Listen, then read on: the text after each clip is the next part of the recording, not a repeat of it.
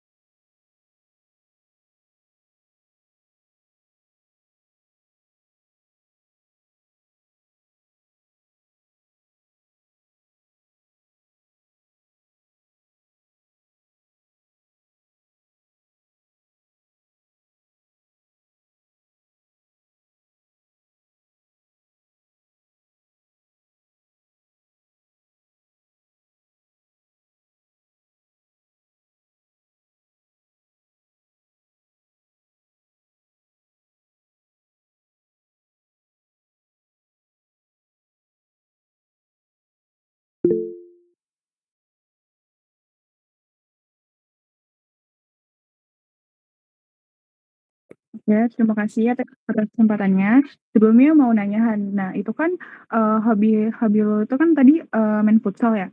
Nah terus gue mau nanya, kenapa lu bisa tertarik gitu untuk kayak main futsal? Maksudnya kan kayak ada sepak bola, nah itu kan sepak bola sama futsal kan beda tuh kan. Nah menurut gue, apa alasan yang bisa, lu berikan ke gue kayak, bisa bikin tertarik gitu untuk kayak main futsal gitu kan? Kan karena ada futsal buat perempuan juga tuh.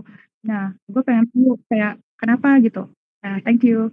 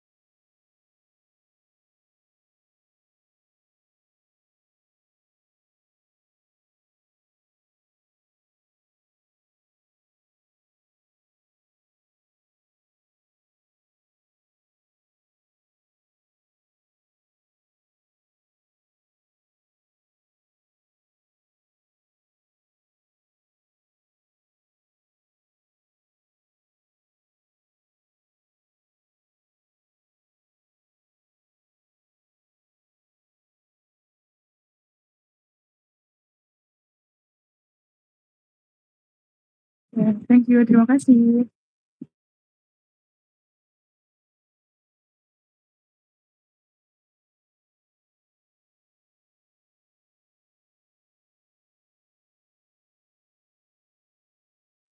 Waalaikumsalam warahmatullahi wabarakatuh. Waalaikumsalam warahmatullahi wabarakatuh.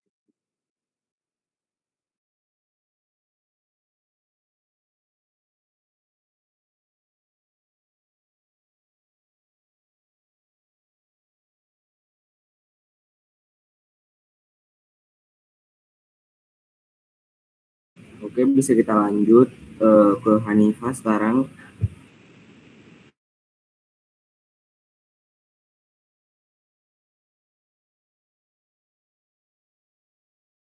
Hanifah belum on mic.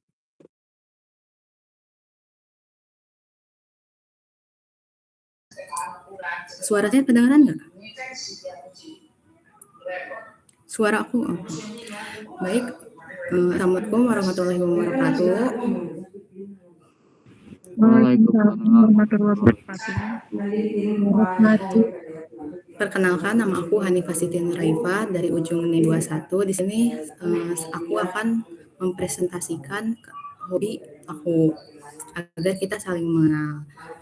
Lanjut, Farel. Nah, hobi aku ini adalah memasak. Farel.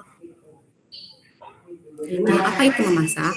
Memasak adalah proses mengolah bahan mentah menjadi sebuah hidangan yang siap disantap dengan bantuan panas. Nah, geser lagi Farel. Alasan saya hobi memasak itu yang pertama karena saya terbiasa memasak, karena keluarga saya itu semuanya hobi memasak, bisa memasak sehingga membuat saya terbiasa memasak. Yang kedua itu hobi saya itu saya hobi karena ketika memasak fokus di dapur sepenuhnya, itu membuat pikiran saya lebih tenang, mencium aroma masakan, sibuk motong, full pokoknya semua di dapur membuat pikiran saya itu lebih jernih. Nah, selain itu juga saya hobi memasak karena lebih lebih murah memasak sendiri daripada kita membeli sendiri, sehingga saya lebih bisa menghemat dan juga kepuasan dan bentuk kasih sayang saya kepada orang lain. Jadi ketika memasak, orang lain menikmati makanan saya, ya saya merasa senang. Nah, selanjutnya, teknik memasak itu ada dua. yaitu metode panas basah moist heat dan metode panas kering dry heat. Metode panas basah itu mematangkan makanan dengan bantuan air atau uap air, sedangkan kalau dry heat itu sebaliknya, biasanya menggunakan uap panas dari api atau udara panas di dalam oven, terus minyak, pokoknya tidak menggunakan air ataupun uap air. Nah, selanjutnya geser dari panel. Nah, metode panas basah atau moist heat itu ada contohnya itu mengukus. Nah, mengukus atau steaming itu memantangkan makanan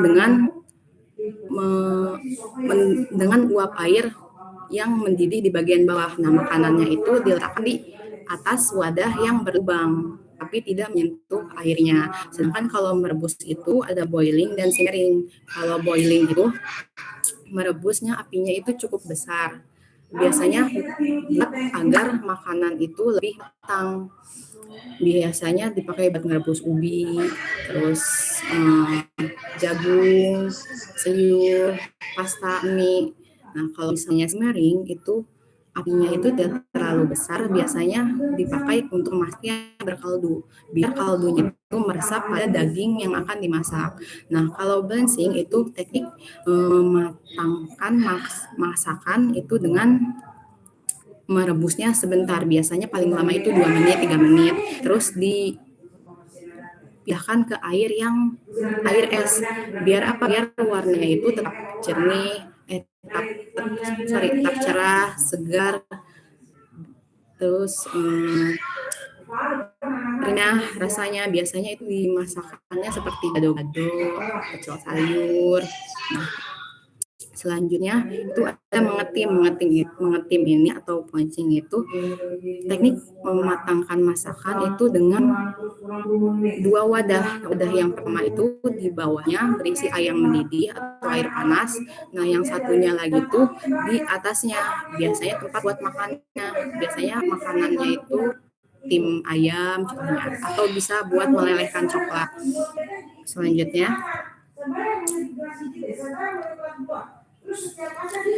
nah, metode panas kering itu, dry heat itu ada menumis. Nah, menumis itu adalah teknik mematangkan masakan dengan minyak yang sedikit. Biasanya masakannya itu bahannya itu kecil-kecil. Nah, kalau misalnya memanggang oven itu mematangkan masakan di dalam oven itu karena ada udara panas. Biasanya kalau baking itu buat kue, sedangkan kalau roasting itu buat seperti daging, sayuran. Nah, selanjutnya itu ada memanggang langsung. Nah, kalau memanggang langsung itu grilling itu biasanya dibakar di api yang terbuka, terus bisa pakai arang. Nah, kalau misalnya menggoreng itu mematangkan masakan itu dengan cara minyaknya yang cukup banyak sehingga makanan itu terendam minyak. Biasanya kayak gorengan, ayam goreng, pokoknya yang digoreng-goreng biasanya membutuhkan minyak yang banyak. Selanjutnya, nah bumbu dasar masakan khususnya Indonesia itu kan banyak ya. Ini aku ambil beberapa yang banyak digunakan, yang sering digunakan. Yang pertama itu bawang merah dan bawang putih. Nah, bawang merah dan bawang putih itu banyak digunakan di masakan semuanya. Semua masakan itu hampir pakai bawang merah dan bawang putih ya, sebagai rasa gurih. Sedangkan kalau cabai itu sebagai penyedap rasa pedas. Terus kemiri itu untuk mengentalkan bumbu, karena kalau kemiri itu kalau direbus itu dia mengeluarkan minyak sehingga bumbu itu bisa lebih kental lagi. Nah, sedangkan kalau serai sama lengkuas itu sebagai penambah aroma masakan biar lebih wangi. Nah, terus ada jahe itu biasanya untuk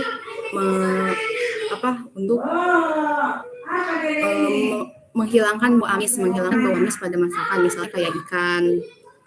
Kalau bikin osop ikan biasanya aku nggak selalu pakai jahe. Nah, terus kunyit itu sebagai pewarna alami. Misalnya kalau saya masakannya pengen kunyit, biasanya pakai kunyit.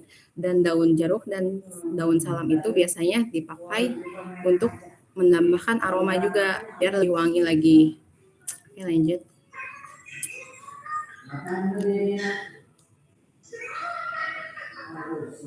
Karel. Wait.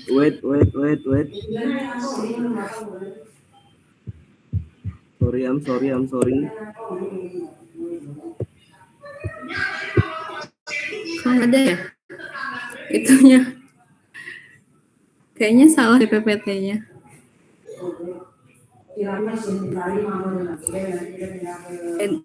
Ya udah nggak apa-apa.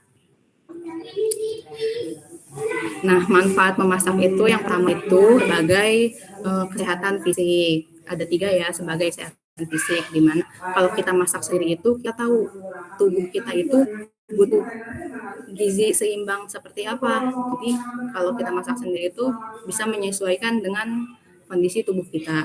Nah, yang kedua itu sebagai finansial dan ekonomi, di mana kalau finansial dan ekonomi ini kalau kita membeli bahan mentah itu lebih murah dibandingkan membeli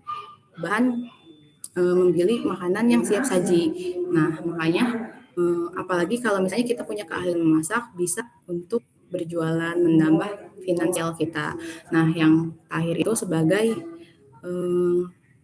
mental, sebagai kesembuhan mental.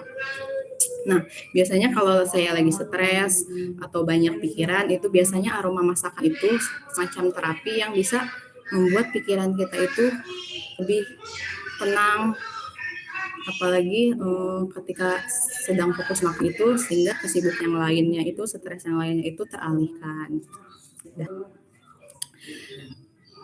Oke, kayaknya itu aja yang aku presentasiin. Ada pertanyaan nggak?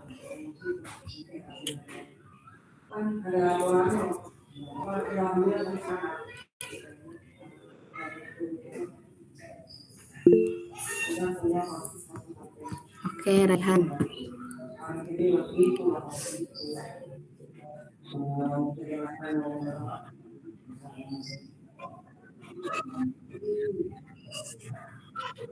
Ya.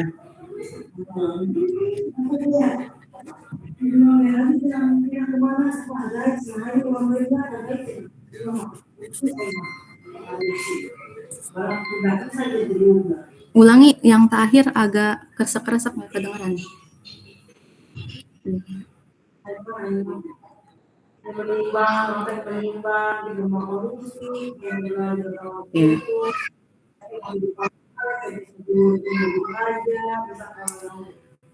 Kalau teknik yang mudah itu tergantung makanannya ya. Kalau misalnya aku biasanya kalau misalnya sayuran, aku ya pasti direbus. Biasanya sayuran itu aku lebih gampang karena tinggal manasin air, terus bumbu tinggal masukin bumbu. Kayak misalnya aku bikin opor ayam, itu biasanya bumbunya ditumis dulu, terus baru ditambahin air. Nah, udah tambahin air, tinggal masukin bahannya apa yang mau dimasak. Misalnya ayam, daging ayam atau daging yang lainnya, terus dibumbuin penyedap rasa. Biasanya itu lebih gampang. Atau misalnya kalau yang digoreng-goreng, itu biasanya aku kalau yang goreng-goreng itu gampang juga ketika goreng ayam, atau kan itu tinggal dibumbuin, tinggal goreng doang ya. Jadi 2 itu sih yang bisa aku lakuin. Yang bisa. Ada lagi nggak?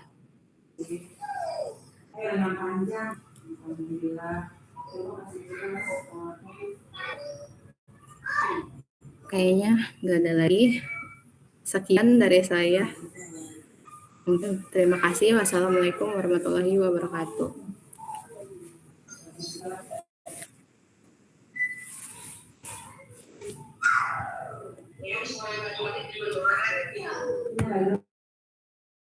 Oke teman-teman dan kakak mentor, Kak Anggun, izin masuk semuanya. Sebelumnya perkenalkan, saya Harjati Pinasingrum dengan ujung NIM 10 dari kelompok 1. Nah, di sini saya akan menjelaskan mengenai hobi dan keahlian saya.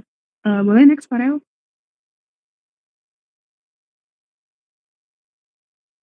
Nah, di sini sebelum saya, kasih tahu apa sih hobi saya, nah di sini saya akan menjelaskan mengenai pengertian hobi hobi sendiri. Nah, hobi adalah kegiatan yang dilakukan seseorang pada waktu luang karena disukai dan memberikan rasa senang. Setiap orang memiliki hobi yang berbeda-beda, seperti membaca, berolahraga, menonton film, maupun mendengarkan musik. Nah, jadi hobi itu, kegiatan yang kita lakukan ketika waktu luang, melakukan kegiatan yang kita sukain gitu. Oke, boleh next, Farel? Nah, di sini, hobi saya adalah mendengarkan musik. Nah, mendengarkan musik sendiri itu adalah kegiatan menikmati berbagai jenis lagu atau alunan nada yang dapat memberikan hiburan, ketenangan, dan kenyamanan bagi pendengarnya. Boleh next? Nah, mengapa saya menyukai hobi ini? Nah, pertama, membuat suasana hati menjadi lebih baik. Kenapa saya bilang, seperti ini? Karena ketika saya nih, mood lagi nggak baik gitu. Nah, saya tuh suka mendengarkan musik yang emang, eee, bisa apa ya, menyalurkan ekspresi yang saya rasain gitu. Nah, jadi kadang, bikin hati saya tuh jadi lebih baik. Terus yang kedua, mengurangi rasa bosan. Seperti ketika saya nggak ngapa-ngapain, nggak ada kegiatan, nah saya biasanya mendengarkan musik atau sambil bisa baca-baca novel juga, sambil mendengarkan musik. Nah, terus yang ketiga, menjadi teman saat belajar atau beraktivitas. Nah, ini maksudnya, menjadi teman tuh seperti ketika saya belajar, nah saya tuh suka sambil mendengarkan musik gitu. Kenapa? Biar nggak bosan, seperti yang saya bilang tadi. Nah, jadi ketika saya mendengarkan musik, tapi dengan belum Farel. Nah, jadi ketika saya mendengarkan musik tuh biar nggak hampa gitu, biar nggak kosong. Nah, terus, beraktivitas maksudnya tuh dalam, ketika saya lagi bersih-bersih rumah atau nyapu atau bersih-bersih kamar, nah itu biasanya saya sambil dengerin musik gitu, biar biar apa ya, biar nggak sepi. Nah, boleh next Farel. Nah, seperti yang saya bilang tadi, kegiatan yang sering dilakukan saat mendengarkan musik, yang pertama belajar. Nah, ketika saya belajar, saya sambil mendengar musik, tapi dengan volume yang secukupnya gitu, enggak yang terlalu keras dan yang enggak terlalu kecil. Yang penting saya tuh merasa ada temennya gitu, jadi saya nggak ngerasa bosan. Nah, terus yang kedua ada berpergian. Nah, seperti kayak misalnya saya lagi jalan-jalan gitu, kayak saya mau ke suatu tempat. Nah, biasanya saya sambil mendengarkan musik biar nggak bosan. Nah, terus yang ketiga beristirahat. Nah, seperti lagi capek gitu kan, lagi banyak aktivitas segala macam. Nah, biasanya saya, ketika ada waktu luang mau istirahat, nah itu saya mendengarkan musik sambil melakukan hal-hal kegiatan yang saya sukain. Nah, yang terakhir ada mengerjakan tugas. Nah, seperti alasannya sama sih alasannya itu seperti yang lain, kayak ngerjain tugas sambil dengerin musik tuh menurut saya bikin tenang gitu, bikin apa ya, bahkan saya tuh nggak ke-distract karena, terganggu, tapi malah bikin saya tuh merasa nyaman gitu. Jadi enjoy ngerjainnya. Oke, next Farel. Nah, jenis musik yang biasanya saya dengerin, yang pertama tuh ada musik instrumental, yang kedua ada K-pop, nah yang ketiga ada pop. Balik lagi menyesuaikan dengan mood saya gitu, dengan hati saya. Boleh next Farel? Nah, ini manfaatnya. Nah, yang seperti yang saya bilang tadi, sebenarnya nggak jauh beda.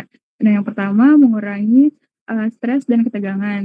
Nah, itu bisa tuh, jadi kayak lebih rileks gitu kan. Terus yang kedua, meningkatkan suasana hati. Seperti yang saya bilang tadi, mood-nya bisa menjadi lebih baik.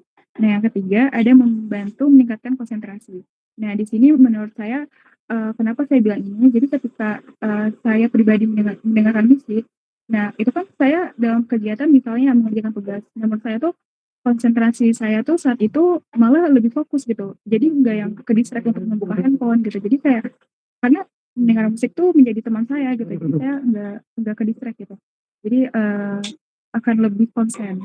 Nah, yang terakhir, membantu mengekspresikan perasaan dan emosi. Seperti yang saya bilang tadi sebelumnya, seperti yang kayak, misalnya yang saya rasain lagi sedih atau lagi marah atau lagi happy. Nah, itu saya mendengarkan musik bisa yang membuat mengekspresikan perasaan saya saat itu. Boleh, Farel? Nah, di sini saya akan, menjelaskan mengenai keahlian saya, yaitu tetap konsentrasi. Karena menurut saya, nggak semua orang tuh tetap konsen kan saat mendengarkan musik, apalagi mengerjakan tugas, itu kan bisa aja ke-distract gitu kan. Nah, kalau saya pribadi, saya malah tetap, konsentrasi. Nah, itu menurut saya salah satu keahlian yang saya miliki. Nah, di sini saya akan menjelaskan konsentrasi itu sendiri, yaitu kemampuan untuk memusatkan perhatian pada suatu pekerjaan atau aktivitas tanpa mudah terganggu oleh hal lain, atau, nggak gampang ke-distract gitu. Nah, konsentrasi yang baik sangat penting agar pekerjaan dapat diselesaikan dengan lebih efektif dan hasilnya lebih maksimal. Boleh next file. Nah, yang saya bilang tadi, kalau misalnya saya tuh kaliannya salah satunya tetap fokus belajar atau mendengarkan musik. Karena menurut saya nggak semua orang, bisa gitu kan, dan nggak semua orang, suka gitu. Nah terus, boleh next Farel?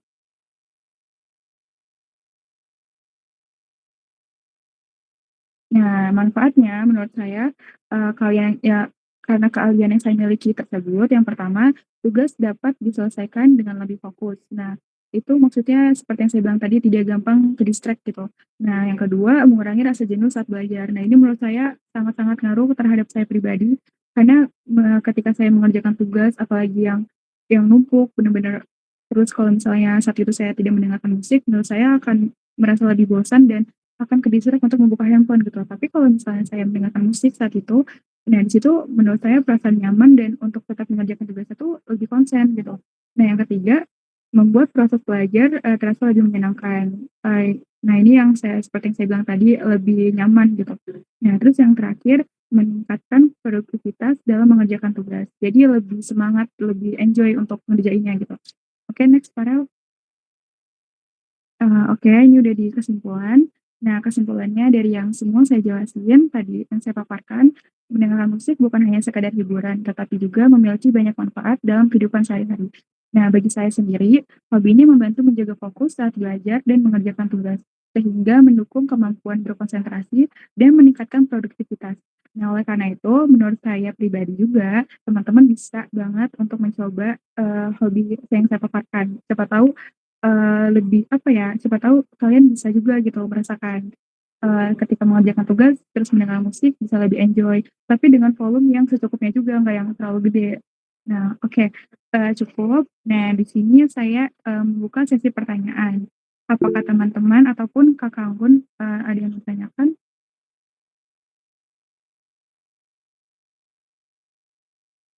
Oke, Yorke, boleh. Oke, izin masuk Asti. Sebelumnya aku ingin nanya kan tadi kamu sempat bilang kalau cara mendengarkan musik agar tidak terdistract saat belajar itu dengan konsentrasi. Namun kan kamu tadi sempat bilang kalau kamu tuh memiliki tingkat konsentrasi yang cukup baik. Nah, bagaimana kami selain saya yang memiliki tingkat konsentrasi yang masih kurang cukup baik saat mendengarkan musik sambil belajar, dan bagaimana cara mengatasinya itu selain konsentrasi. Mungkin begitu saja dari saya. Terima kasih. Oke, terima kasih Yorke. Oke, baik teman-teman. Menurut saya, seperti yang saya bilang tadi, tidak semua orang bisa tetap konsen gitu kan. Karena ya balik lagi akan mendengar hal lain gitu kan. Siapa tahu bisa lebih ke distract. Nah, menurut saya pribadi, dengan volume yang secukupnya. Nah, itu pertama, agar kita tuh nggak ke distract. Nah, saat mengerjakan tugas, menurut menurut saya kalian harus tetap fokus kayak apa ya? Kan kalian kan mau ngerjain tugas nih. Nah, menurut saya pribadi kalian tuh harus harus fokus dengan tujuan awal kayak oh mau ngerjain tugas dan untuk mendengarkan musik ini sebagai teman kalian gitu. Jadi ketika ketika dan itu kan volumenya cukupnya ya, nggak yang terlalu besar. Nah, karena kalau besar juga akan mudah ke distract. Nah, terus menurut saya tetap fokus tujuan awal untuk mengerjakan tugas dan mendengarkan musik itu anggap aja untuk sebagai teman gitu, teman agar agar tidak merasa bosan dan jenuh juga kan untuk mengerjakan tugasnya. Balik lagi agar tetap konsen, ya kita harus tahu niat awal kita tuh untuk mengerjakan tugas gitu. Jadi nggak untuk ke distract gitu. Dan handphone tuh kan untuk misalnya nih kita setel lagu di handphone. Jadi handphonenya tuh ditutup aja gitu untuk dengerin tugas. Jadi kita juga nggak akan ke distract untuk buka handphone lagi gitu kan. Karena kan kalau kita udah ke distract apalagi buka handphone tuh udah susah banget kan untuk balikin fokus kita gitu Kak Yorka. Apakah terjawab? Baik, terjawab. Terima kasih banyak, Asti. Oke,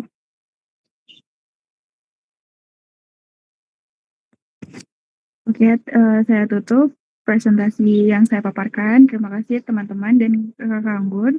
Wassalamualaikum warahmatullahi wabarakatuh. Waalaikumsalam.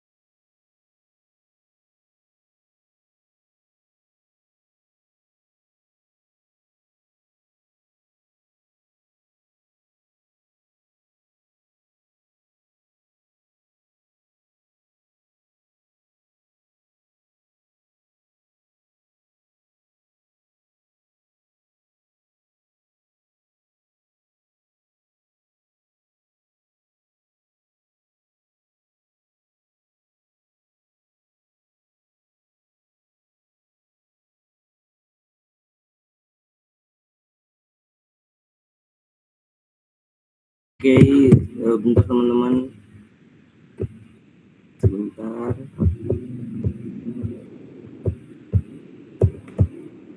Oke.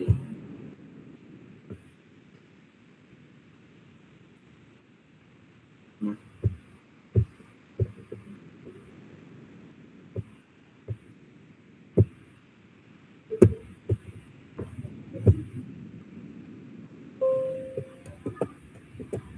Oke, apakah sudah, Farel? Sudah. Kita bisa Oke, lanjut. terima kasih banyak. Oke, Assalamualaikum warahmatullahi wabarakatuh semuanya. Selamat siang. Di sini perkenalkan, nama saya Kezimana Zebua dengan ujung NIM 77. Di sini saya akan mempresentasikan apa itu hobi dan kalian. Oke, next slide, Farel. Eh, Seperti yang tadi teman-teman sudah katakan, menurut saya, apa itu hobi dan keahlian? Hobi adalah, menurut saya itu adalah investasi emosional tanpa tuntutan yang harus dilakukan secara terus-menerus. Selain itu, kalian adalah hasil dari bakat, disiplin, dan pengulangan yang dilakukan secara terus-menerus. Jadi, hobi itu adalah hal yang mungkin dilakukan hanya sesekali, dan kalian itu yang dapat dilakukan berulang-ulang. Nah, di sini hobi dan kalian saya itu sudah saya tulis, yang pertama itu hobi saya itu berolahraga. Berolahraga itu adalah aktivitas yang selalu saya lakukan untuk menjaga tubuh saya agar tetap sehat, bugar, dan semangat untuk menjalani aktivitas saya sehari-hari. Yang berikutnya adalah kalian. Kalian saya itu mungkin berenang, karena, saya itu cenderung lebih sering berenang dibandingkan olahraga yang lain, mungkin seperti itu. Tolong next slide. Oke. Yang pertama, penjelasan dari hobi. Hobi saya itu berolahraga. Olahraga adalah hal yang sering saya jalani dengan senang hati, dan menurut saya olahraga itu dapat, membantu menenangkan pikiran saya. Olahraga itu juga bukan, sebagai, sekedar rutinitas biasa saja, namun olahraga dapat menjadi ajang pelepas penat, membangun disiplin, dan juga menjaga tubuh saya agar tetap fresh dan bugar setiap harinya. Di sini saya telah membuat 3 manfaat dari berolahraga. Yang pertama, olahraga dapat menjaga kesehatan belum, oke. Olahraga dapat menjaga kesehatan tubuh dan pikiran agar tetap, terasa fresh atau bugar. Yang kedua, olahraga itu juga dapat melatih disiplin, konsisten kita dan kerja keras kita. Yang terakhir, olahraga dapat menjadi sarana pelepas penat atau stres dan dapat menambah energi-energi positif dalam diri kita. Oke, mungkin next slide. Oke, berikutnya ada beberapa aktivitas olahraga yang saya gemari. Di sini saya telah mencantumkan 4 olahraga saja karena 4 olahraga ini yang benar-benar saya sering lakukan. Yang pertama itu adalah berenang. Yang jelas, karena, keahlian saya berenang, maka saya masukkan berenang ini menjadi nomor satu.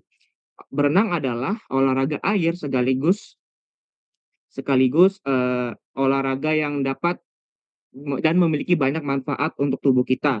Di lain dapat, menambah tinggi badan, olahraga juga dapat membuat tubuh menjadi lebih atletis. Yang kedua ada lari dan jogging, di mana lari dan jogging ini juga, eee, hobi yang nomor 2 yang sering saya lakukan. Yang ketiga ada bersepeda, dan yang terakhir ada bulu tangkis, yang di mana semua olahraga ini sering saya lakukan, hampir setiap hari dalam hidup saya. Oke, next slide. Nah, yang berikutnya adalah keahlian saya.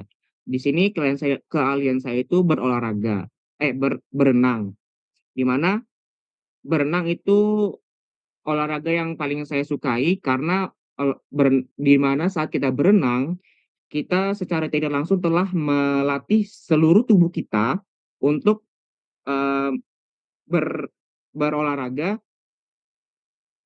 untuk, dapat meregangkan semua otot-otot kita. Di dalam berenang ini, saya telah membuat 3, eee 3 tujuan untuk melakukan berenang, yaitu yang pertama, menguasai teknik dasarnya. Yang jelas kita harus punya teknik dasar untuk melakukan berenang agar dapat memaksimalkan, eee, olahraga kita. Yang kedua ada pernapasan dan mengapung dan meluncur, di mana semua teknik-teknik ini harus kita kuasai agar olahraga kita dapat dilakukan secara maksimal.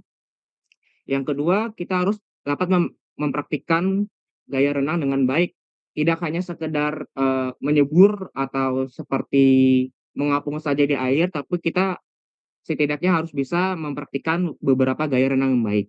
Yang terakhir, kita juga harus jangan sampai lupa tentang keselamatan kita saat berenang. Misalkan kita masih belum terlalu jago, janganlah kita berenang di kolam renang yang memiliki tingkat kedalaman yang cukup dalam. Mungkin bisa next slide. Oke, di sini ada beberapa gaya renang yang telah saya kuasai. Di sini saya tulis 4 saja karena yang mungkin lumayan saya cukup, kuasai. Yang pertama, ada gaya bebas. Gaya bebas ini merupakan gaya tercepat yang dapat kita implementasikan saat kita berenang, mungkin saat berlomba, itu untuk mendapati kecepatan maksimal. Mungkin gaya bebas ini paling optimal dipakai untuk 100 meter saja. Untuk seperti di atas 500 meter sepertinya gaya dada lumayan cukup baik dibandingkan gaya bebas. Yang kedua ada gaya dada. Gaya dada itu yang tadi saya jelaskan, gaya dada merupakan gaya renang yang cukup baik. Walaupun tidak secepat gaya bebas, namun gaya dada dapat membuat kita stamina kita tetap terjaga dan tidak terkuras lebih banyak seperti gaya bebas. Yang ketiga ada gaya punggung. Gaya punggung ini, eee, saya sering lakukan, saat saya sudah mulai capek, mungkin saya tiduran di air, mungkin seperti itu. Yang terakhir ada gaya kupu-kupu, yang mana ini gayanya lumayan expert sedikit, di mana kita harus seperti melompat di dalam air, seperti layaknya kupu-kupu yang terbang dan, kaki kita seperti sirip ekor lumba-lumba yang membantu kita mendorong lebih cepat. Oke, mungkin next slide. Oke. Di sini ada manfaat memadukan antara hobi dan kalian. Yang pertama adalah kesehatan kita dapat terjaga, di mana kalau kita rutin bergerak dan berolahraga, maka secara jelas stamina dan tubuh kita tetap dapat prima. Yang kedua, kedisiplinan. Olahraga secara disiplin dapat membantu kita melatih fokus, komitmen, dan manajemen waktu kita. Yang ketiga ada kepercayaan diri. Saat kita merasa positif, maka kita rasa tingkat percaya diri kita pun bertambah. Yang keempat mungkin relasi dan kebersamaan. Mungkin saat kita berlomba atau kita berolahraga di luar kan kita banyak ketemu individu-individu baru. Mungkin kita dapat menambah relasi kita. Oke, next slide. Oke, mungkin itu saja hobi dan kalian yang dapat saya jelaskan. Apakah ada pertanyaan? Oke, Cecia, mungkin boleh pertanyaannya apa? Izin masuk, saya ingin bertanya. Nah, dalam berolahraga kan sering terjadi cedera. Nah, contohnya nih cedera di dalam air, misalnya kakinya kram gitu. Nah, dari kamu sendiri gimana sih caranya untuk menangani cedera, untuk meminimalisir gitu? Terima kasih. Oke, baik. Terima kasih atas pertanyaannya. Untuk pertanyaan Cecia, bagaimana agar kita meminimalisir cedera? Seperti yang tadi saya jelaskan, teknik-teknik yang harus kita kuasai saat kita berolahraga itu, yang terakhir itu paling jelas tuh keamanan. Di mana saat kita ingin melakukan olahraga, kita harus mengetahui keamanan yang kita lakukan. Seperti yang paling terutama itu adalah pemanasan. Di mana saat kita mau melakukan olahraga, kita harus merelaksasikan otot-otot yang akan kita pakai agar tidak terjadinya ketegangan otot yang dapat menimbulkan cedera. Nah, saat kita telah melakukan relaksasi tersebut, mungkin otot-otot kita sudah rileks dan, jarang terjadinya cedera. Mungkin seperti itu jawaban dari saya. Apakah terjawab, Cecia? Terjawab, terima kasih. Oke, terima kasih banyak, Cecia. Untuk Kak Anggun, apakah ada pertanyaan mungkin?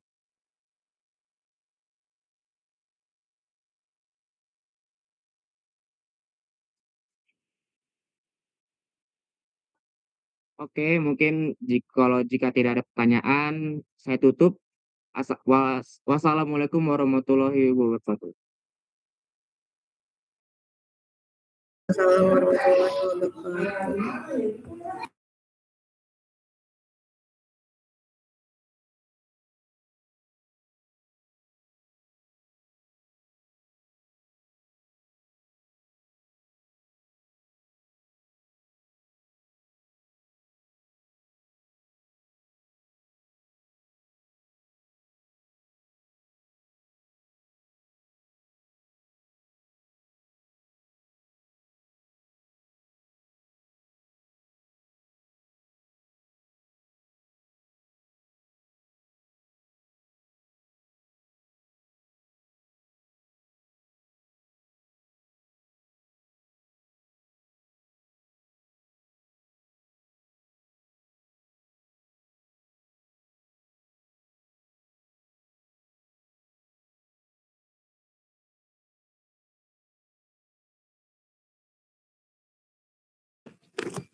Baik teman-teman, izin masuk. Perkenalkan, nama saya Seichia Xiaomi Xialagan. Di sini saya akan memaparkan hobi saya. Hobi saya itu adalah membaca buku.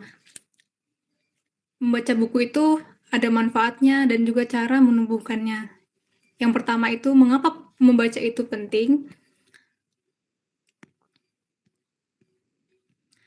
Dengan kita membaca, kita bisa menambah wawasan dengan cara sering membaca tentang buku-buku akademik, buku-buku yang memiliki wawasan yang berlebih, dan juga yang lainnya. Selain membaca hal-hal yang berbau-bau akademik atau yang lainnya, kita juga bisa membuat membaca itu seperti hobi. Contohnya, maksudnya kayak membaca yang berhiburan, contohnya membaca novel, membaca buku anak-anak, atau yang lain-lain untuk menghibur diri, tidak hanya untuk belajar hal-hal yang bisa dibilang kompleks. Next slide.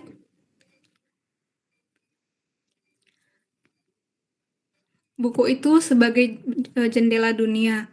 Buku disebut sebagai jendela dunia karena dengan membaca kita dapat memahami hal-hal yang harusnya belum kita pahami. Contohnya, misalkan kita membaca buku-buku ensiklopedia, buku tentang pengalaman-pengalaman ilmuwan-ilmuwan yang telah memberikan banyak-banyak inspirasi. Dengan hal itu, kita bisa melihat dunia gitu. Nggak harus kayak misalkan orang harus berkunjung ke satu negara, ke negara lain untuk belajar, atau harus melihat langsung, secara langsung, itu nggak perlu. Dengan membaca, kita bisa menambah wawasan kita tanpa harus melihat secara langsung hal tersebut. Contohnya, misalkan kita baca buku tentang pengalaman hidup seorang ilmuwan gitu. Dengan hal ini kan bisa kita menambah wawasan kita aja gitu, tanpa harus melihat secara langsung. Next slide. Membaca untuk menjelajahi imajinasi. Jadi ketika kita membaca, contohnya saya membaca novel nih, misalkan novel ini beda-beda kan, bisa membuat kita berimajinasi gitu, sehingga nggak benar-benar bikin kita pusing, kayak contohnya belajar tentang matematika, belajar tentang hal lain, nggak hanya seperti itu. Contohnya kita baca novel, kita bisa berimajinasi, misalkan kita bikin novel sendiri, terus menginspirasi orang lain, itu kan buat membaca itu bukan cuman memberi manfaat kepada diri kita sendiri, tapi membuat manfaat juga kepada orang lain. Yang kedua itu membaca untuk bisa membuat kita mengedukatif orang lain. Maksudnya setelah kita memahami bacaan kita juga bisa mengedukatif gitu orang lain tentang apa yang telah kita baca. Nggak cuman kita sendiri gitu yang tahu, orang lain juga tahu gitu. Next slide. Membaca untuk menambah informasi dan ilmu. Membaca untuk mengubah informasi atau ilmu adalah cara yang menyenangkan untuk memberikan informasi, mendapatkan informasi juga, memberikan edukasi. Tanpa misalkan orang-orang yang sering membaca dengan orang yang tidak pernah membaca itu pasti berbeda. dari segi pengetahuan, mereka itu jauh gitu bedanya. Karena manusia atau orang-orang yang sering membaca, biasanya mereka itu, memberikan edukasi kepada sekitarnya gitu. Dengan dia membaca buku, dia memiliki informasi gitu. Informasi itu disebarkan ke orang lain. Sedangkan mereka-mereka yang tidak pernah membaca, biasanya mereka itu, informasinya itu lebih sedikit, sehingga membaca itu sangat berpengaruh kepada, pendidikan seseorang gitu. Semua orang itu berpendidikan, tapi cara mereka membaca buku, menerapkan ilmu itu berbeda gitu setiap manusianya. Next slide. Membuat petualangan seru lewat cerita. Jadi gini, hobi saya kan membaca. Nah, keahlian saya itu membuat atau mengarang cerita dari bacaan-bacaan yang saya baca. Maksudnya ketika saya membaca, saya jadi punya imajinasi gitu, sehingga imajinasi itu saya tuangkan ke tulisan. Nah, dengan kita membuat tulisan, kita bisa, menyebarkan gitu, petualangan-petualangan seru apa yang telah kita baca lewat sebuah cerita gitu. Seandainya kita baca cerita-cerita yang menurut kita menarik gitu, kita rangkum, kita buat sendiri, sehingga, eee, kita ini bisa menuangkan ilmu kita ke sana dan juga memberikan informasi atau edukasi kepada orang lain gitu. Jadi, dengan hal ini bermanfaat juga, bukan hanya untuk, saya sendiri, tapi membuat cerita gitu, membuat cerita untuk orang lain juga. Next slide. Nah, membaca juga bisa membuat kosakata dan bahasa yang kaya. Nah, ketika kita membaca sebuah buku KBBI, kita itu bisa menggunakan bahasa yang lebih baku. Kenapa? Karena dengan kita membaca, kita tahu hal-hal yang harus atau aturan-aturan yang harus diucapkan gitu. Misalkan KBBI berkata bahasa baku adalah bahasa yang seperti ini. Kan kita tahu, beda sama orang yang nggak pernah membaca, mereka itu nggak tahu gitu, apakah bahasa itu baku, atau bahasa itu tidak baku, atau bagaimana. Namun, jika kita membaca, kita bisa menambah kosakata, bahasa kata yang kaya, juga ilmu yang banyak. Next.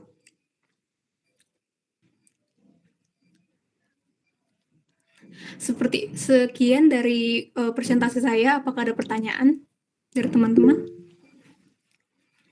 Baik, Tiurma, silakan bertanya. Baik, izin masuk Kakak dan teman-teman semua. Saya ingin bertanya, apakah membaca buku digital itu memiliki manfaat yang sama dengan membaca buku cetak? Terima kasih.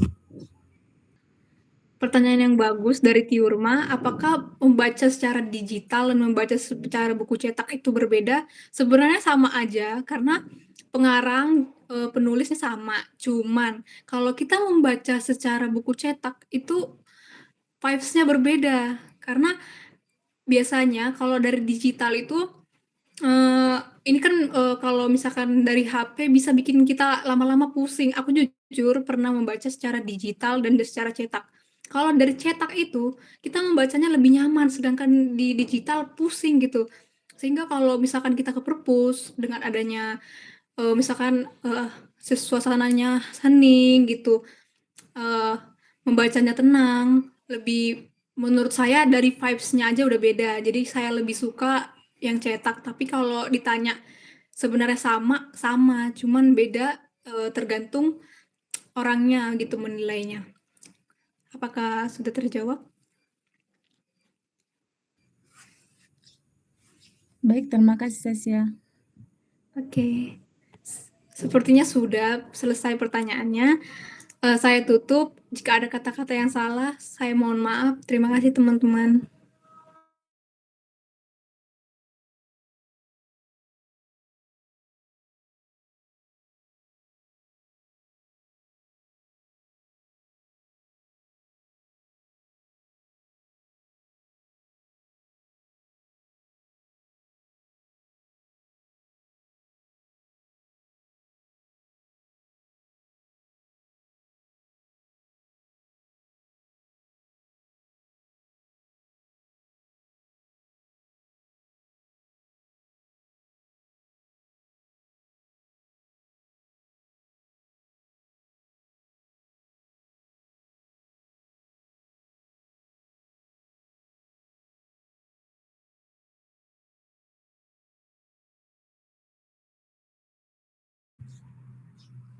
Baik, izin masuk Kakak dan teman-teman semuanya. Perkenalkan, nama saya Turmelipe Margaris Senturi.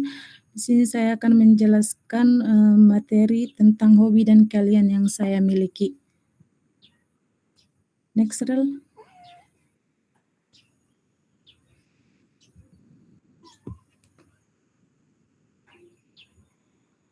Nah, di sini saya akan menjelaskan itu apa itu pengertian hobi. Nah, hobi adalah aktivitas yang dilakukan atas dasar minat dan kesenangan pribadi yang memberikan manfaat, baik itu untuk mengembangkan kemampuan seseorang, menjaga keseimbangan hidup maupun meningkatkan kualitas diri. Lanjut, Rel.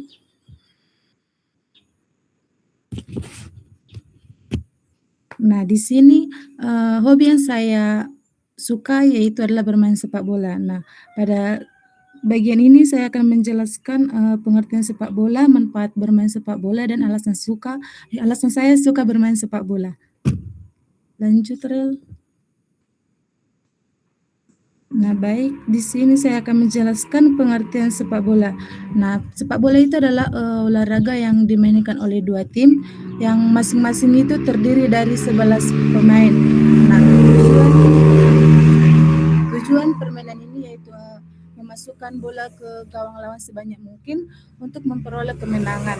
Nah, selain menyenangkan, sepak bola juga mengajarkan kerjasama dalam tim, dan posisi-posisi yang ada di sepak bola itu ada penjaga gawang, terus back atau pemain bertahan, dan ada juga gelandang yang disebut dengan sayap, dan penyerang, dan posisi penyerang di depan atau yang disebut dengan striker. Lanjut, Rel.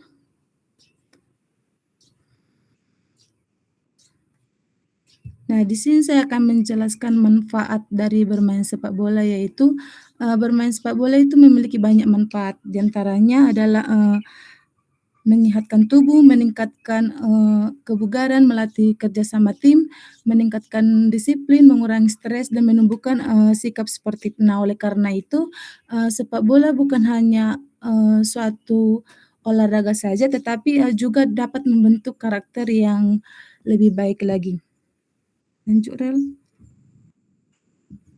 Nah, alasan saya suka bermain sepak bola itu ya karena olahraga ini membuat tubuh saya lebih sehat dan bugar. Nah, selain itu bermain sepak bola juga sangat menyenangkan dan dapat juga melatih kerjasama dengan teman, dan dan olahraga ini membuat saya lebih semangat dalam beraktivitas. Lanjut, Rel. Nah, di sini saya akan menjelaskan apa itu keahlian. Nah, keahlian adalah kemampuan seseorang untuk melakukan suatu pekerjaan atau aktivitas dengan baik berdasarkan pengetahuan, latihan, dan pengalaman yang dimiliki. Lanjut, Rel. Nah, keahlian yang saya miliki adalah bernyanyi. Nah, menyanyi merupakan kegiatan yang menghasilkan suara dengan nada dan irama. Nah, menurut saya menyanyi memberikan manfaat yang dapat melatih paru-paru dan imun yang termasuk ke dalam fisik, dan meredakan stres dan memicu hormon bahagia atau mental, dan yang terakhir itu serta mengasah fokus otak sekaligus meningkatkan rasa percaya diri. Lanjut, Rel. Nah, alasan saya mempunyai keahlian menyanyi yaitu saya menyukai bernyanyi karena memang menjadi hobi dan kegiatan yang saya nikmati. Nah, selain itu bernyanyi juga membantu saya lebih meningkatkan rasa percaya diri ketika saya tampil di depan banyak orang. Lanjut, Rel. Nah, dan yang terakhir itu sebagai kesimpulan, bermain sepak bola memberikan banyak manfaat seperti menjaga kesehatan, melatih kerjasama, dan meningkatkan sportivitas. Nah, sementara itu kesimpulan yang saya bisa simpulkan tentang bernyanyi yaitu membantu saya mengembangkan kemampuan sekaligus meningkatkan rasa percaya diri. Nah, kedua kegiatan ini memberikan manfaat yang positif bagi kehidupan saya. Nah, sekian dari penjelasan saya. Apakah dari teman-teman atau kakak yang ingin bertanya, waktu dan tempat saya persilakan.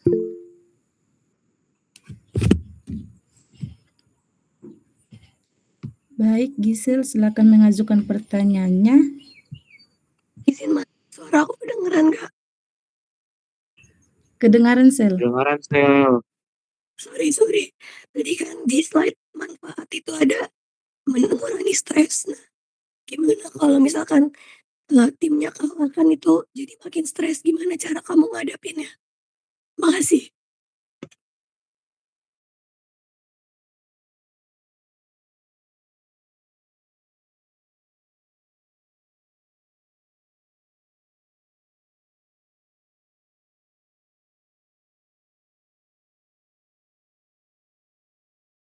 Maaf, Sel, karena jaringan saya mungkin lelet.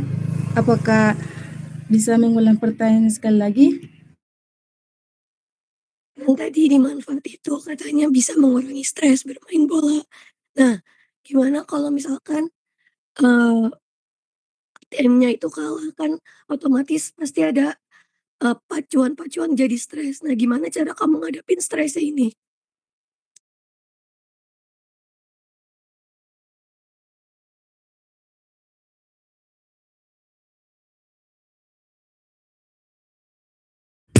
Baik, saya izin menjawab pertanyaan dari Gisel, yaitu bagaimana saya menghadapi tim saya ketika ada tim saya yang ketika saya dalam keadaan stres kayak gitu, tetapi saya bagaimana cara saya menghadapi tim saya.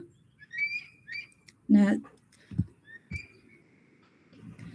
sama seperti yang sudah saya jelaskan tadi di manfaatnya itu, karena manfaatnya dari bermain sepak bola itu bisa melatih kerjasama dengan tim. Ketika saya bermain sepak bola dengan teman-teman saya, nah pasti di setiap orang itu kan sudah pasti ada di dalam jiwa masing-masing itu harus ada kekompakan dan ada kerjasama dalam tim.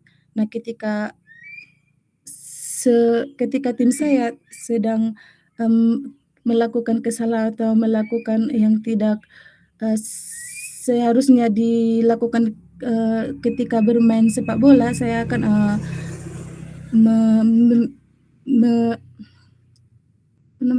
saya akan membilang kepada tim saya agar lebih kompak lagi. Apakah terjawab, Gisel? Baik, makasih. Sekian dari penjelasan materi saya tutup. Sekian dan terima kasih.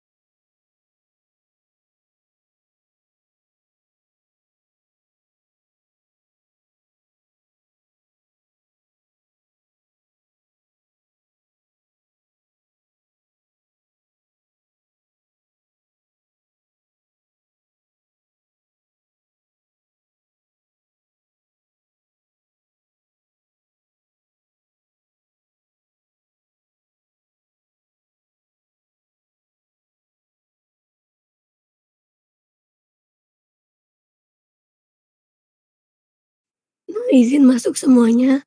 Sebelumnya mau minta maaf dulu kalau misalkan artikulasinya kurang jelas atau suaranya serak-serak karena lagi sakit tenggorokan.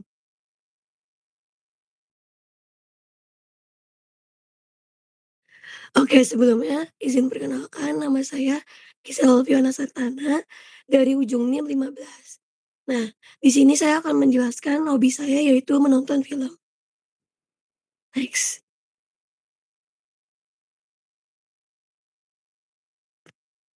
Nah, film itu adalah karya seni audiovisual yang menyajikan cerita, informasi, atau hiburan melalui rangkaian gambar bergerak yang dipadukan dengan suara, musik, dan dialog.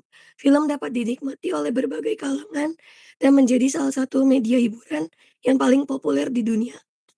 Next. Nah, di sini ada jenis-jenis film. Yang pertama itu kayak ada drama.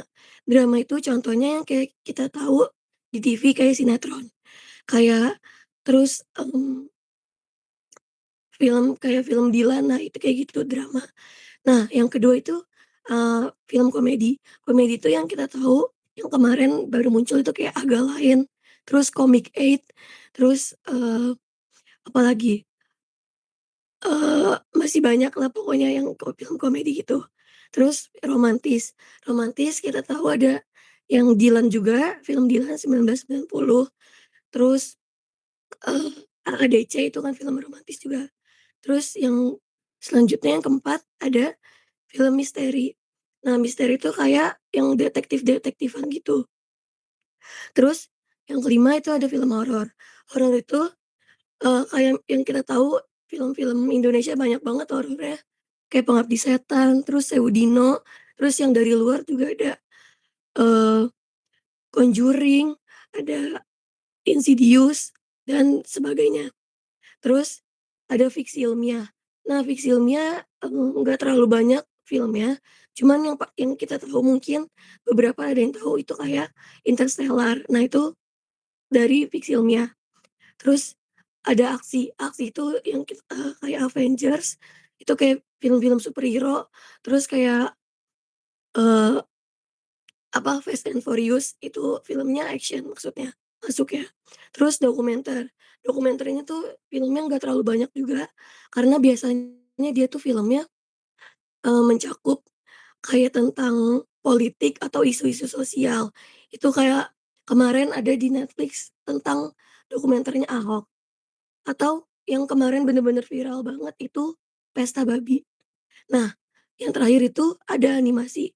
Animasi itu yang kita tahu ya banyak banget di TV kayak SpongeBob, Upin Ipin, Boboiboy, Doraemon, dan sebagainya yang sering kita tonton di, Minggu pagi. Next.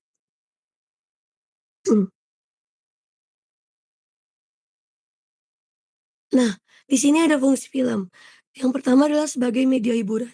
Biasanya aku nonton film tuh kalau misalkan lagi sedih atau lagi bad mood lah pokoknya. Nah, gimana caranya aku balikin mood itu, aku ya nonton, film ini. Kayak sama kayak Asti tadi. Asti kalau misalkan lagi, bad mood juga mungkin denger musik, sesuai dengan kondisi mood kita. Nah, kedua itu menyampaikan pesan moral dan nilai kehidupan. Nah, kayak di film dokumenter yang, Pesta Babi, itu kan, banyak banget, pesan moral dan nilai kehidupannya. Kayak diisi film Pesta Babi ini tuh, apa namanya, hutan-hutan di Papua itu kan dikeruk sama, PT-PT swasta yang nggak bertanggung jawab. Nah, yang ketiga, menambah pengetahuan dan wawasan. Nah, kalau misalkan kita nonton juga mungkin ada beberapa film yang, mengkaitkan sama sejarah. Nah, itu tuh bisa nambahin pengetahuan kita dan wawasan kita tentang sejarah. Terus sama misalkan ada film yang berlatar belakang tuh kayak kedokteran. Nah, itu kan juga bisa nambahin wawasan kita tentang kedokteran. Terus yang keempat, menjadi sarana edukasi dan inspirasi. Nah, menjadi sarana edukasi itu kayak, di beberapa film kartun juga ada kadang ngasih edukasi. Kayak misalkan di film Upin Ipin ada yang salah satu episodenya itu, dia ngasih tahu betapa pentingnya vaksin. Kayak di ceritanya itu tuh mereka kayak diserang virus. Nah, di kesimpulannya mereka ngasih tahu, eee, seberapa pentingnya itu vaksin buat, mencegah virus itu masuk ke imun kita. Next. Nah, manfaatnya juga sama kayak tadi, Yang pertama itu menambah wawasan tentang budaya dan kehidupan, terus yang kedua itu melatih kemampuan berpikir kritis melalui alur cerita. Kayak kadang tuh di film misteri gitu kan kita jadi berpikir ya, siapa sih sebenarnya pembunuhnya, siapa sih sebenarnya dalang di balik cerita ini semua. Jadi kita kayak diajak berpikir untuk nyelesain, masalah-masalah yang ada di alur ceritanya ini. Terus yang ketiga ini meningkatkan kemampuan berbahasa, terutama jika menonton film berbahasa asing. Nah, kayak yang kita tahu film-film luar itu kan pasti pakai bahasa mereka.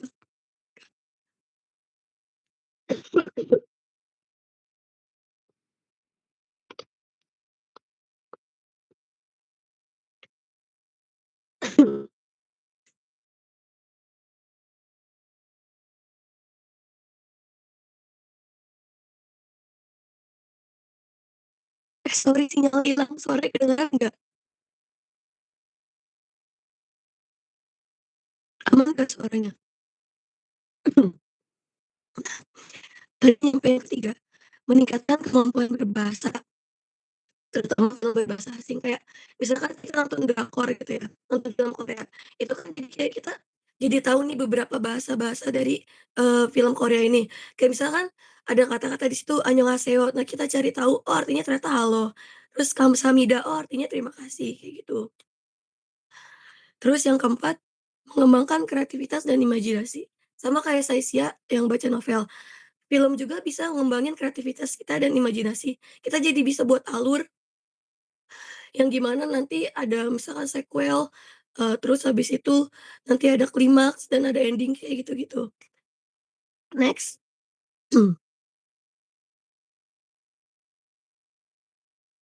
Nah, di sini ada 3 film favorit aku. Yang pertama itu dari Enola Holmes, itu dia, genre filmnya itu misteri. Yang kedua itu ada Flip, itu, genrenya romantis. Yang ketiga itu ada Avengers, genrenya action. Next. Nah, kalau keahlian aku dari relevansi hobi itu, aku bisa nganalisis alur cerita dan pesan moral dalam film dan juga mampu memahami jalan ceritanya, perkembangan karakter, serta konflik yang terdapat dalam sebuah film. Selain itu, aku juga dapat mengidentifikasi pesan moral dan nilai-nilai kehidupan yang ingin disampaikan, kemudian menghubungkannya dengan situasi dalam kehidupan sehari-hari. Keahlian ini membantu saya lebih berpikir kritis dan memahami berbagai sudut pandang. Jadi tetap ada relevansinya sama kegiatan kita yang sekarang kita lagi lakuin atau dalam ke kehidupan perkuliahan. Kita tetap bisa berpikir kritis melalui dari nonton film ini. Next.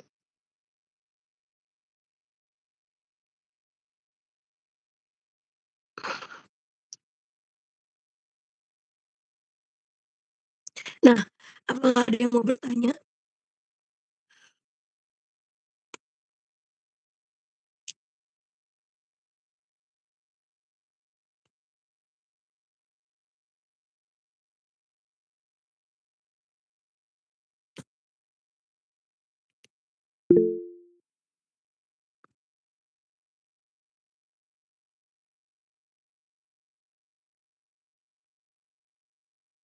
Oke, silakan Kak Anggun.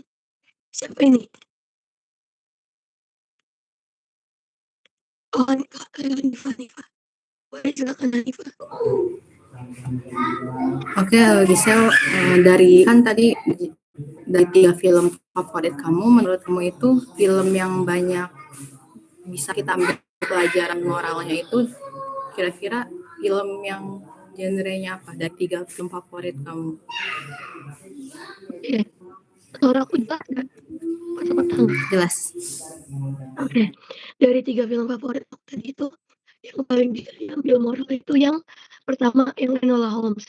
Itu tuh dari cerita Enola Holmes ini tuh nyeritain tentang perjuangan perempuan di masa lalu. Ada scene yang, ngejelasin perjuangan perempuan di masa lalu, yang di mana itu, apa namanya, dia, eee eee, si Enola ini tuh jadi sorry, si salah satu karakternya namanya Sarah Chapman ini, dia jadi perempuan disebutnya gadis korek api yang bersuara karena banyak di pabriknya itu teman-temannya itu pada meninggal. Nah, dia jadi bersuara untuk eee, berhenti aja jadi buruh karena ternyata pabrik ini tuh banyak memakan korban.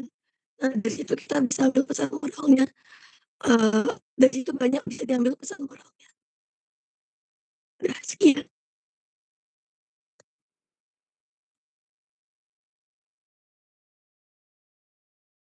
Apakah sudah terjawab, Hanifah? Sudah, terima kasih. Oke, sekian dari saya. Mohon maaf kalau suaranya putus-putus. Makasih semuanya.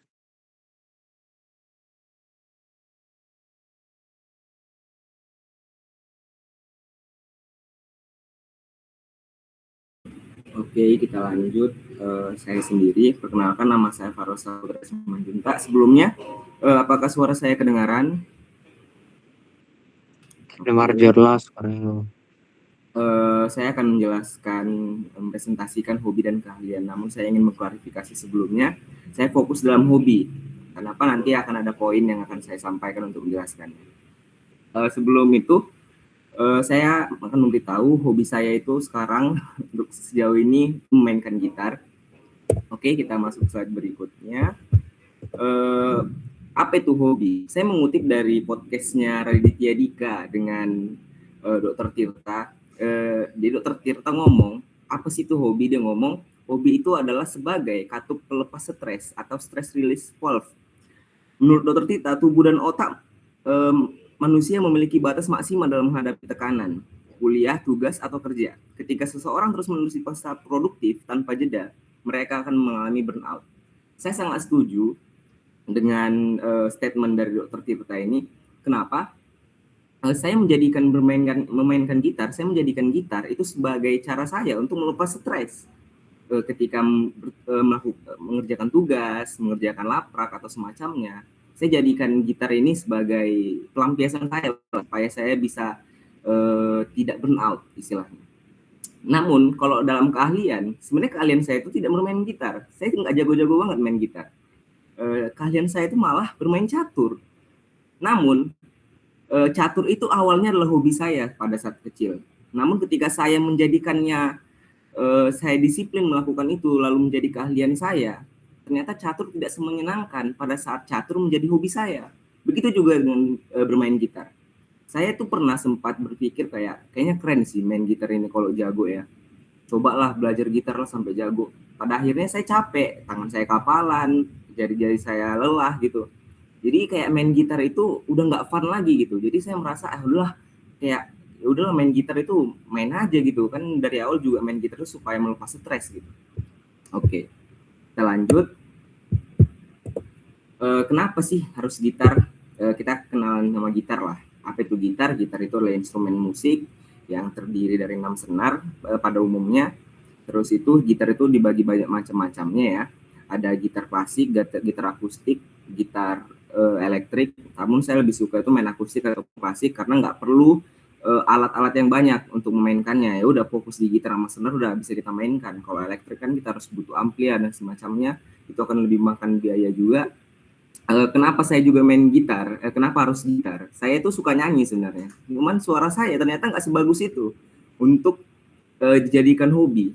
Jadi saya butuh suatu hal untuk menutupi suara saya, namun memperbagus aktivitas saya itu memainkan gitar. Jadi ketika saya mainkan gitar, kayak lebih percaya diri aja gitu. Karena pas lagi main gitar gitu, suara saya itu nggak cuman suara yang terdengar itu bukan cuma suara saya, tapi ada suara genjrengan dari gitar saya, suara genjrengan dari gitar saya. Jadi kita lanjut. Jadi di sini ada satu video nggak bisa di play ya. Pokoknya ini videonya Gracia Adam nyanyiin lagu That's True. Jadi dia tuh sering pada saat konser-konsernya itu dia sering bermainkan gitar. Walaupun emang di belakangnya itu ada juga gitaris, cuman dia memainkan gitar di depan. Dan itu menurut saya kenapa saya suka gitar itu bisa dipresentasikan melalui Gracia Adam ini. Jadi ketika Gracia Adam ini perform, emosi yang disampaikan bukan cuma dari lirik lagunya, bukan cuma dari musiknya, cuman ada satu hal yang menambah kesan saya ketika dia perform adalah ketika cara dia menggenjreng gitar, ketika dia menjadikan gitar itu sebagai cara yang unik, istilahnya mungkin tambahan, membuat jadi performnya itu menjadi berkesan bagi saya. Walaupun saya nggak nonton ya, saya cuma lihat dari TikTok. Cuman saya melihatnya tuh wah keren ya main gitar gitu ya, kayak menambah emosi aja secara personal bagi saya. Mungkin sekian, jadi saya akan menyimpulkan bagaimana hobi dan keahlian itu untuk saya sulit untuk sejalan. Kenapa? Karena sering sekali ketika saya ingin menjadikannya itu sebuah keahlian, pada akhirnya hobi saya itu tidak menyenangkan lagi. Jadi saya memilih hobi saya itu cukup di batas saya cukup senang melakukannya, tidak perlu disiplin mempelajarinya, ikut kompetisi apa segala macam. Yang penting saya merasa fun aja melakukan hal tersebut, saya merasa cukup. Ya udah, sampai di situ saja. Mungkin sekian dari presentasi saya. Apakah ada pertanyaan dari teman-teman?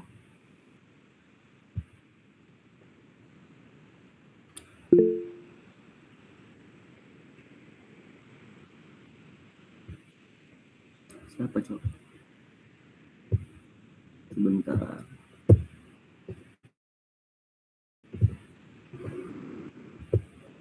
Oke, Harjati boleh diberikan pertanyaannya. Terima kasih pada waktu kesempatannya. Sebelumnya mau nanya, awal mula melakukan hobi main gitar tuh kan kebetulan gue juga pernah ngeliat teman gitar kan. Nah gue tuh mau nanya, step by step apa yang dari awal sampai lu tuh bisa ngegenjreng gitu. Nah kan gue sendiri, gue pribadi sempat belajar gitar. Cuman apa ya, dari awal tuh mungkin kalau cara gue waktu itu awal belajar main gitar tuh dengan menghafalkan kunci, lalu cara menggenjreng gitu. Nah menurut lo pribadi, cara yang benar yang lo lakukan saat itu sehingga lo bisa main gitarnya itu gimana? Nah boleh dijelasin nggak? Makasih. Sebenarnya oke, terima kasih Arjati buat pertanyaannya. Sebenarnya ini sangat berhubungan dengan hobi kamu yang tadi mendengarkan musik. Sebenarnya cara bermain gitar itu yang paling simpel untuk belajar gitar itu adalah ketika kita mulai suka musik. Jadi tempo-tempo musik itu semakin kita dengar, itu makin tertanam aja di kepala kita. Jadi saya juga belajar gitar itu pertama karena suka dengar lagunya. Jadi saya pengen memainkan lagunya. Jadi supaya saya bisa nyanyi dan saya ubah-ubah liriknya gitu. Jadi cara saya untuk memainkan gitar itu ya udah pertama itu ya fokus dengan satu lagu yang paling saya suka. Terus itu mulai kayak istilahnya shadow gitar ya. Kalau shadow boxing kan untuk mukul-mukul nggak ada orangnya. Tapi kalau shadow gitar ini nggak ada gitarnya, cuman kita kayak nyoba-nyoba ini aja, temponya gimana, cara genjrengnya. Terus kalau untuk kunci-kunci itu emang udah benar dari cara kamu yang menghafalkan kunci. Kunci-kunci dasar itu udah pasti harus dihafal untuk memainkan gitar.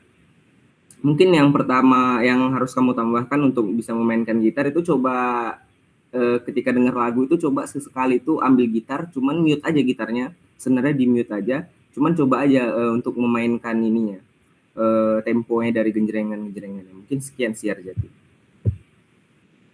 Oke, terima kasih Farel. Oke, untuk kakak atau teman-teman lainnya apakah ada lagi yang mau ditanyakan? Oke, sepertinya tidak ada. Sekian dari presentasi saya. Terima kasih. Kita kembali pada Rehan.